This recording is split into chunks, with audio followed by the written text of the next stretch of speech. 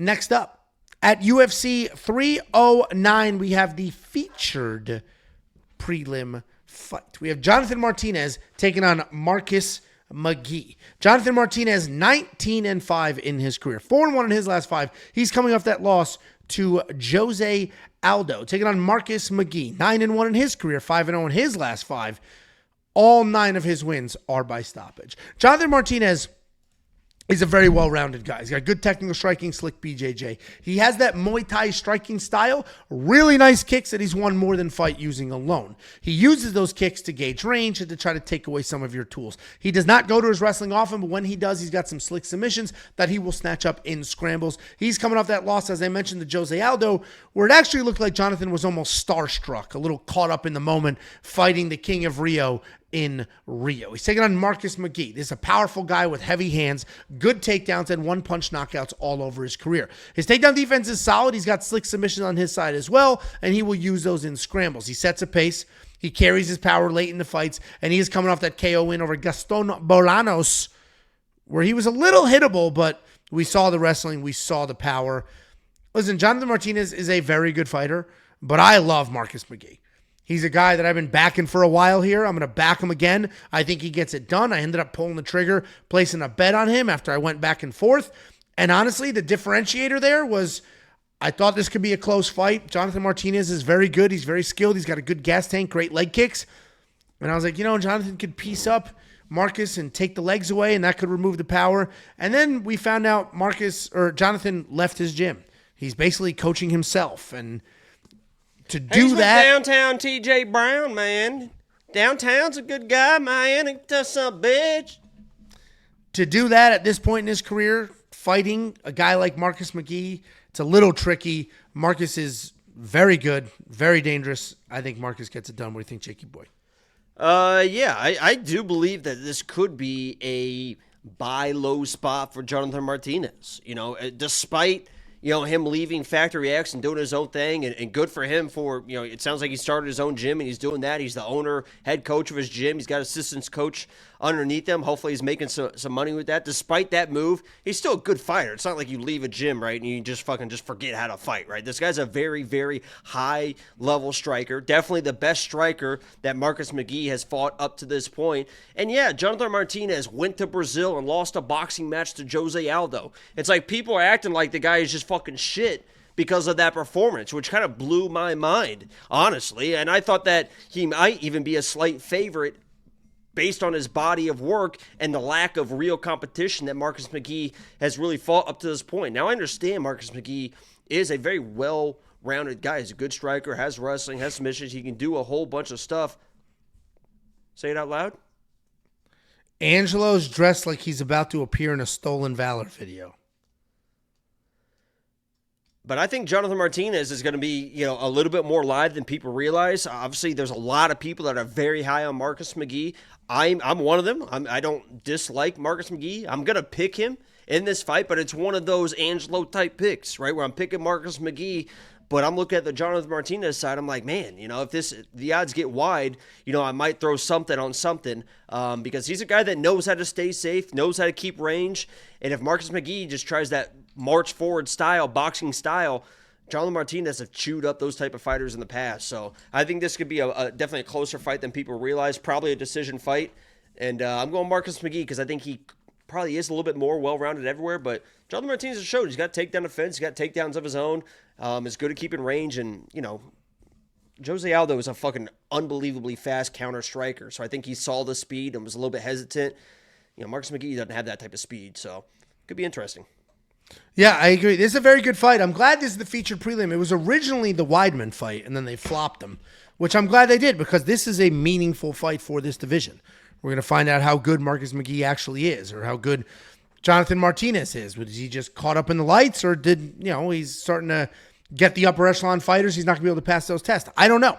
And I'm looking forward to it. We both picked Marcus McGhee. I actually pulled the trigger, bet a little bit on him just because, the moving of the fight camp. And yes, of course, you need to set yourself up for success because this sport is very unforgiving. All of a sudden, it could be just a difference in, maybe he wanted to be a little bit more unleashed. Maybe they were holding him back and saying, you don't know the ins and outs. I don't know shit. So yeah, he of could, course. he could show up and now he's doing his own thing. He's more confident. He comes in here. And Brandon Royval looked fantastic on his own. Yeah.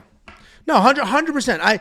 It's less about the high level training and the training partners, which that does matter. It does matter because he was training with Yusuf Zalal, high level guys, Chris Gutierrez, and Isaac Dolgarian, and now he's with downtown TJ Brown.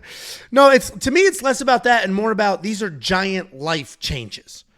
And anytime you have giant life changes and then Texas. A life change, So it's, agree. Yes, but these are still giant things, these changing in his Could be life. the best thing ever in his life.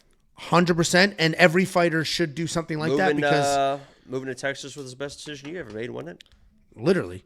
But the Chile. this is an unforgiving Worst decision. I've had nothing but heartbreak here. heartbreak and cancer. you got cancer in Texas, the Texas sun. And a neck tattoo. There you go. Yeah, that'll help keep the skin cancer away. Inject it with ink. Anyway, where I was going with this is it might be the best thing that's ever happened to him because it's a very unforgiving sport. Look at Mateusz Nicolau, one of the best guys on the planet, big losing skid, gone. And he doesn't own a gym. And without owning a gym, without like controlling your own income, what's he got? Fight in other promotions until there's no money left?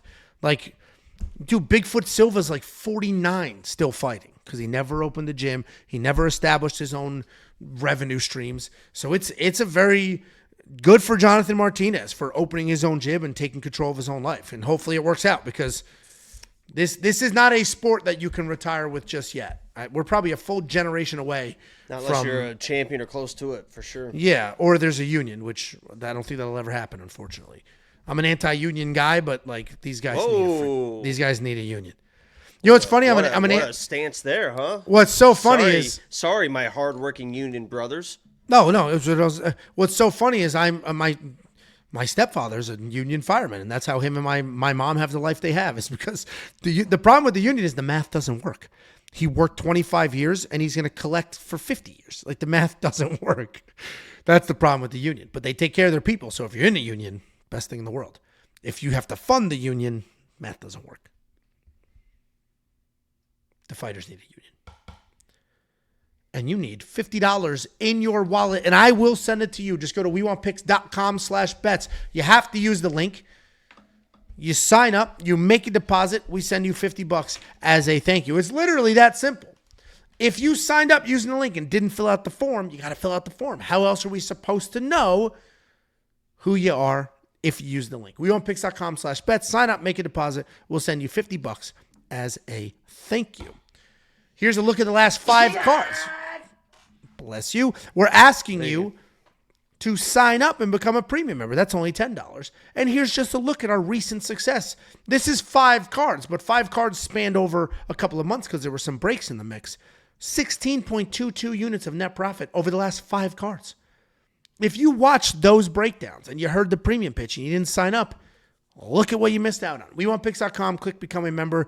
You will get the copy-paste bets. You will get tools like the data analyzer. This has a tape study, stackable filters, all sorts of things you could ever want or need, including future events.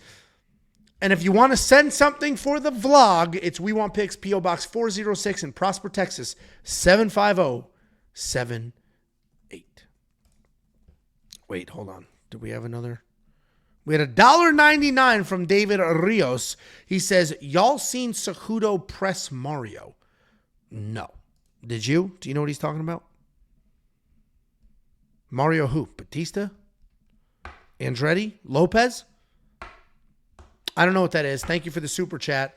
I'll have to Google that when we're done here. Can you say it's a me, Mario, in Mario's voice, if you don't mind? It's a me, Mario. It's a me, Mario. It's me, Mario. Woohoo! I'm gonna win. That was a little bit racist there. I can do it. It's my people. Ooh, wow. Mr. Cultured Italian. Whoa, sorry. Sorry, I'm Correct. fluent in Portuguese. No, you're not. And Spanish. Okay. You got the good red passport. You can make Italian jokes. Simple.